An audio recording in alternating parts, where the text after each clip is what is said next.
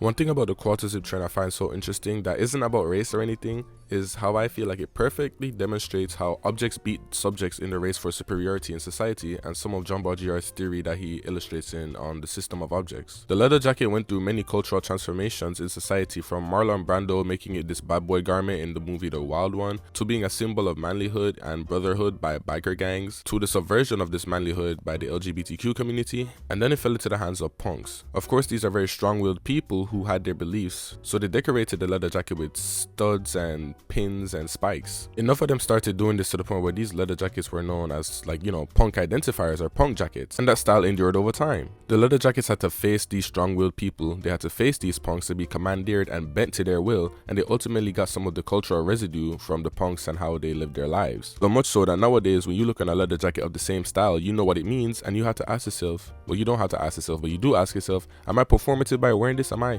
alternative or punk enough to wear this? Like, is this really who I am? So instead of the object facing up the subject now faces up the object because they won the race. I think the diminishing of strong human personalities came about through social media feeding so many things down your throat that you don't have any strong direction, and you just are a kaleidoscope of influences without any strong direction. So that's why you want to look like this one day and this the other day and this the next day. But the leather jacket with pins and studs doesn't change over time. There's no new influences on it, there's no new movements coming along to change what it signifies. It is a very rigid symbol of a certain sensibility, to the point where what it means to be punk or alternative changes, but those leather jackets will always mean what they mean. So I think the object really did overtake the subject in that sense. Enter quarter zips, which I think is a symbol of corporate, like, lifestyle, success, and finance bros, like tech bros, like almost like the tech jacket or the finance bro vest, I should say. Why so many of the memes are like, you put this thing on and you immediately gain superpowers or something, you start drinking matcha, you start filing taxes or whatever they're saying, right? This isn't a critique on race or anybody doing the trend. I just think it's a very interesting perspective how we now gain a lot of strength from clothing throughout society, to the point where wearing clothes can be seen as aspirational.